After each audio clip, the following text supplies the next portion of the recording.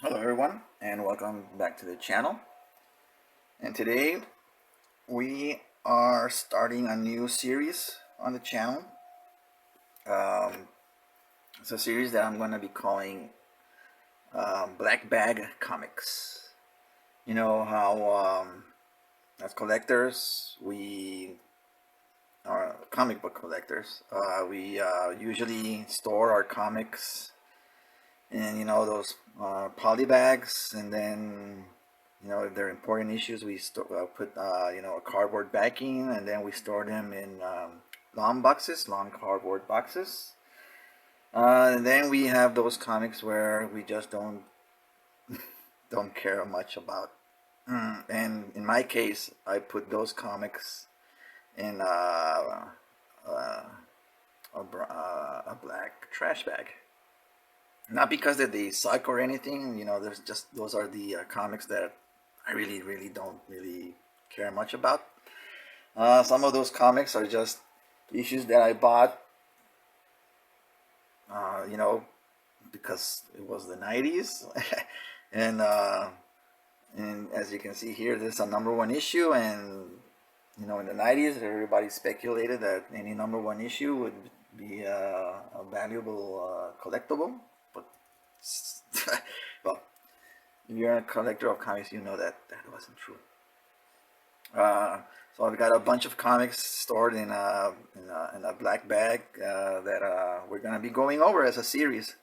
And what better way to start than a prototypical 90s style comic book than something from Rob Liefeld's Corner of the Universe, and a comic that I bought for no reason other than because it was the 90s, and I was just buying everything except a lot of the Liefeld stuff. I didn't really buy a lot of Extreme. I was more of a Top Cow Wildstorm reader. So I don't even know why I bought this issue of Riptide, but here it is. We're starting off with a cover drawn by Liefeld, and it's not bad. It does have its Liefeldisms. It's pretty decent proportions, but you can see, this hand here looks more like, if you painted it green, it looks like a grenade or some sort of fruit, you know. And then her feet here, Riptide's feet, look more like hooves. Uh, Pretty cool colors in the background, though. This is probably just a photo. Uh, and Rob probably just drew in the rocks, but this looks like a photo. And the splashy water, the splashy effects here. It's the 90s. They're probably still experimenting a lot with Photoshop and what you could do. And then we open up the issue. We're not gonna go through the whole issue. Just some flip over some pages and see what we've got. To be honest, I've never even read this issue. I flipped it over a few times. Just every time that I went into my bag of black bag comics, I was like, "What is this? Why did I even buy it?" See if there was any redeeming qualities. But it's in the bag for something. So we have here story by Liefeld and Eric Stevenson, with a script by Eric Stevenson, pencils by Andy Park, and inks by Jaime Mendoza. So Andy Park, for those who don't know, you probably don't recognize the name, but you've probably seen his work indirectly in every single MCU movie. He is the what is he? Let me look up his title. Look it up from his Instagram. Director of Visual Development, Marvel Studios. So we went from working with Rob to being pretty much the lead designer of the MCU, visual designer of the MCU. All of the costumes and everything, he's the man. He's the guy. So yeah, this came out in September of '95. So this is probably some of his earliest work. Not sure if it's what he had done before this issue, but he's probably done some fill-in stuff for Rob in other of his titles. So yeah, it's good to see the origins of someone who's really hit it big. And of course, his art style is just completely different, from what he did here. So yeah, let's dive into this. Not, no pun intended. But yeah, let's dive into this issue. We start off with a shot of a, well, I guess it's a sunken cruise liner, right? We've got these divers going to investigate the cruise ship. It's a nice establishing shot. The ship is pretty well drawn, decent perspective on the drawing.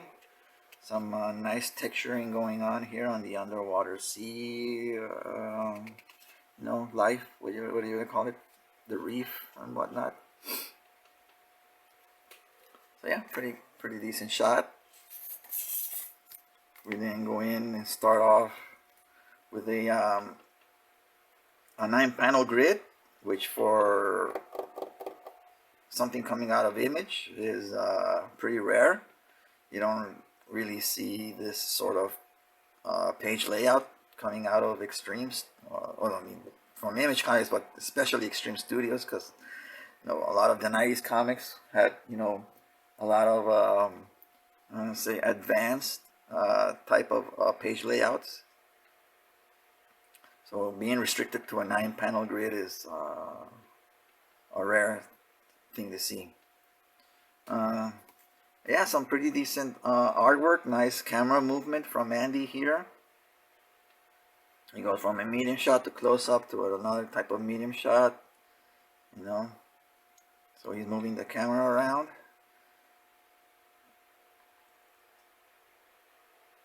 So all in all, pretty good. Same deal over here.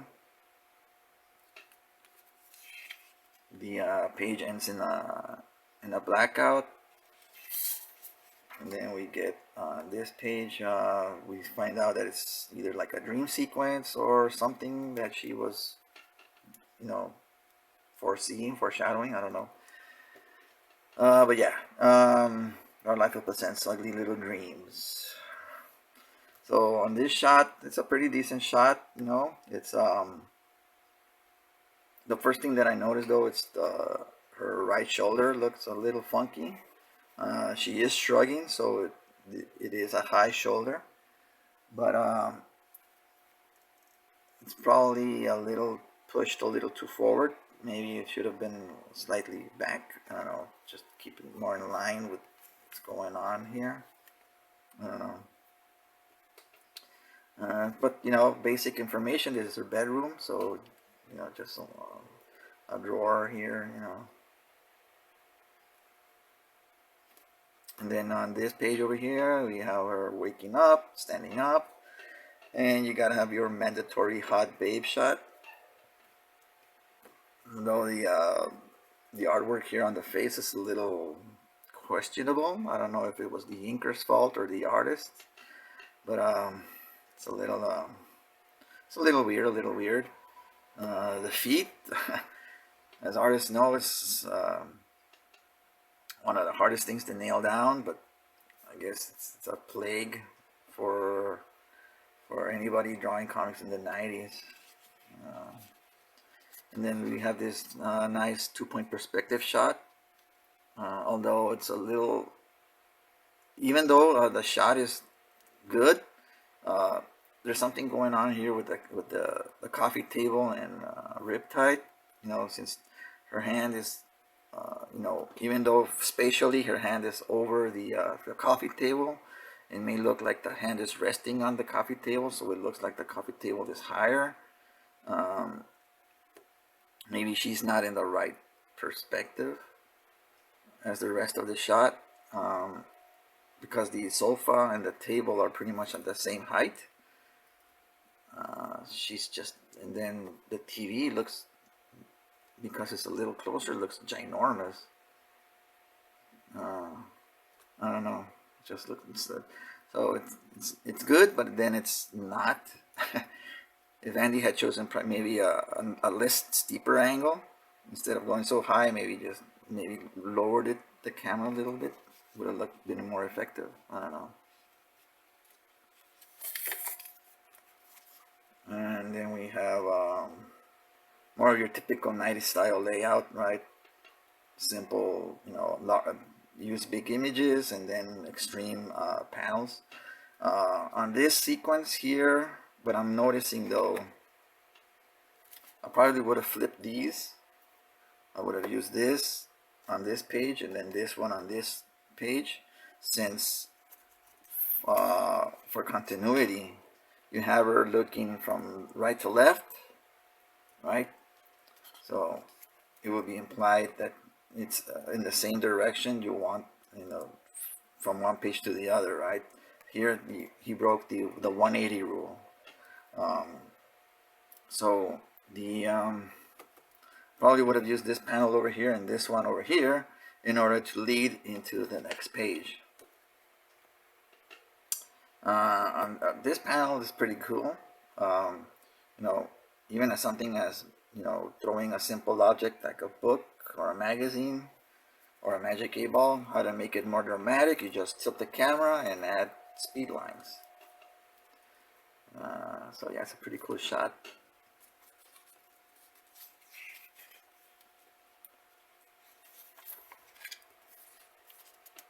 You got a basic information, basic page layout here. Somebody in a studio relaying some information. Then we got here a shot of the Pentagon and some military types or politicians, I don't know. Again, good use of tilting the camera.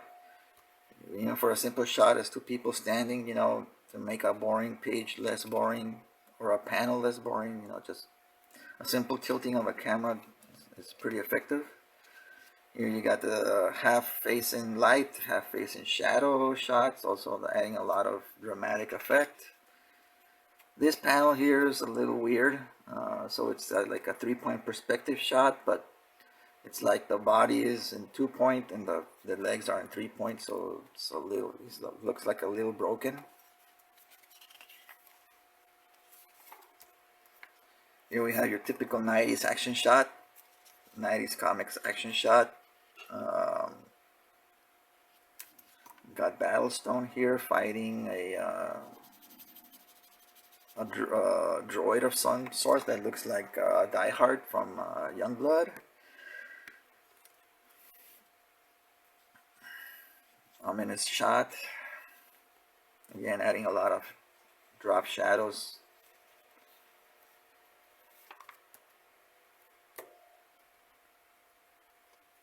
It's a pretty cool shot, decent shot, drawn by Andy here. I'm adding a lot of technical information,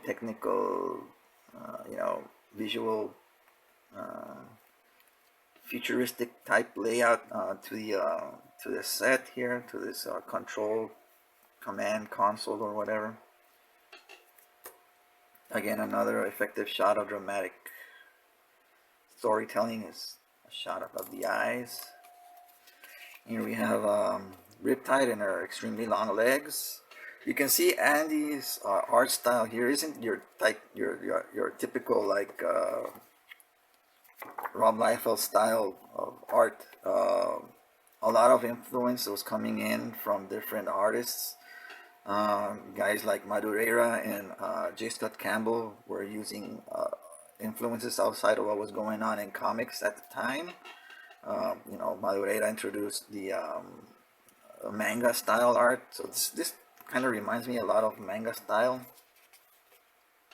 She's got the big, the big eyes, small nose, and the pouty mouth, pouty lips.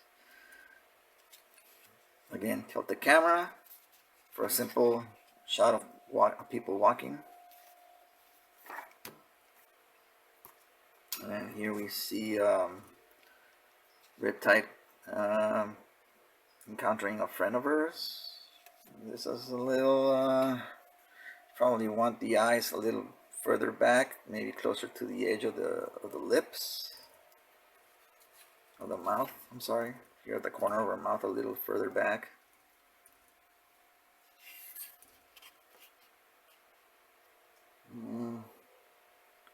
This shot I may have done a little different. I mean, it's the same shot, but maybe have the figure smaller. That way you show more of the forearm and the bicep. That way, you don't cut off. One of the few rules, of storytelling, comic storytelling, in the panel is don't cut off at joints, like the wrists or the elbow or at the waist, at the knees. So he cropped the shot here at her wrist. I probably would have, drawn it smaller, a little higher. That way you got like a V going on with the forearm and the bicep, which would then lead into the next panel, right? So, just some stuff here. Decent shot inside of a restaurant. We got these types in suits, all three of them blonde, walking into a restaurant to confront our friends here.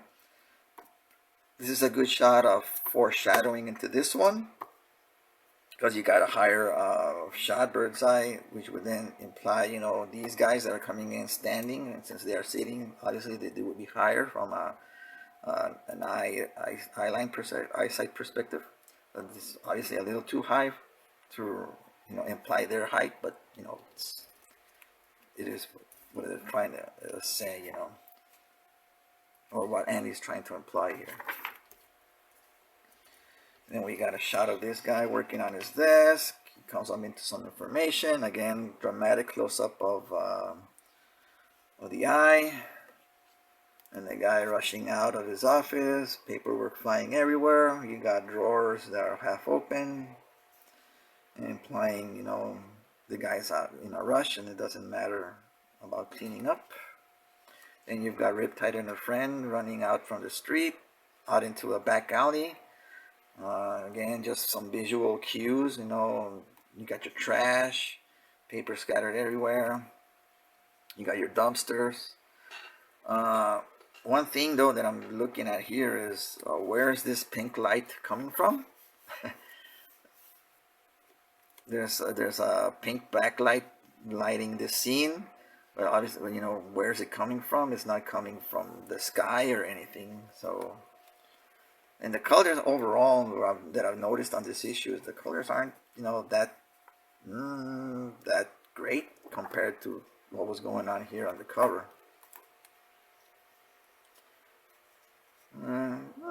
It's a little funky anatomy going on here. I mean, it doesn't look so out of place, probably because of her tank top. It looks like she's got a wider rib cage area, although again it's implied that it's flowing from her running so fast, and the shirt is flowing in the air.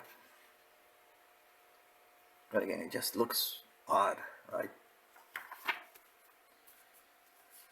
And then we have this sequence here. We got these panels that are have the well, I get into these panels in just a second. I'm just trying to look at this sequence.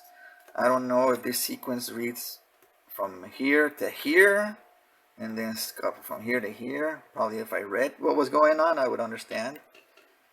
But I think this goes like this and then like this. Since there's a lot of open white space in the back, there's no separation from this page and this page, and since the panels are pretty much not the same, but kind of have that type of visual cues from one another, that it's almost implied that this reads in this sequence, but I think it reads like this. So that's something that they could have corrected, with a simple changing of white in the background to a different color. Now these panels here that have these rush, jaggedy, strokey type of borders, these were made popular and most effective by Will Spertasio. If you look at a lot of his comics from this era, he used this type of layout on his pages and the panels a lot, and to great effectiveness. So again here, sorry about the motorcycle. So yeah, here, if he had kept these 3 panels just to this page, probably would have been more effective. But then you kind of lose the I guess he's trying to imply the rush, or their she's trying and he's trying to imply you know, the intense situation that they are, right? And here things kind of calm down a little bit with the arrival of the cops. Again, 1-point perspective shot, pretty basic shot, simple figure work and all of that. And then we're into the final, the last page of the story.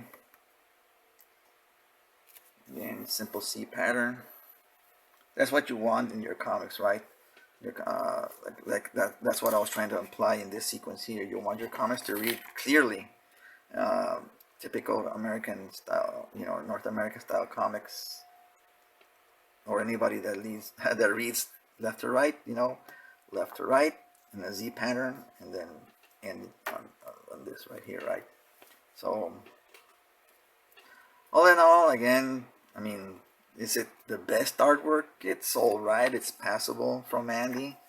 Again, it's he's got some odd, you know, panels here and there, some funky anatomy going on in some spots.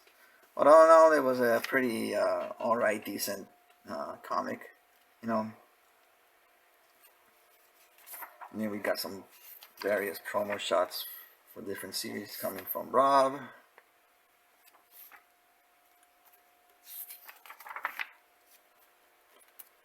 Maximage. I wonder who Rob was trying to rip off here, because it's not Wonder Woman, because that's Glory. Wasn't there a character from DC called Maxima? Redhead, Amazonian style, not Amazon, but you know, she had a thing for Superman, I think. I forget her name. I'm pretty sure it's Maxima, but anyway. And Asylum and Battlestar Galactica. It's our Starbuck. Okay, so yeah, and we end with a Spawn promo for the video game. So there we go. Here we have Riptide #1. So yeah, it's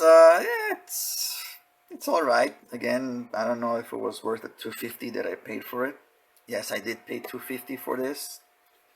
I remember going to the comic book store and paying for it full price. It's not one of those, you know, about a lot of comics when I going to Comic-Con, San Diego Comic-Con. You know, they've got 10 comics for a quarter, or quarter comics to buy 10 for $1 and whatnot. So yeah, a lot of those black bag comics that I have come from those purchases, but this one I did pay full price for it. Yeah. So anyway, that's Riptide #1. It was again, like I said, it wasn't completely bad. Maybe the next issue will be a complete disaster.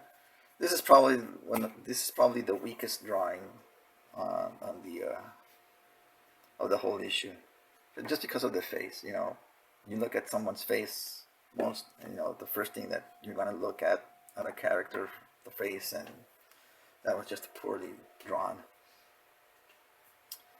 So yeah, Riptide #1. There it is. All right, and so this is gonna be, like I mentioned, a regular series going forward. So yeah, hope you enjoyed it, and I'll be seeing you in the next one later.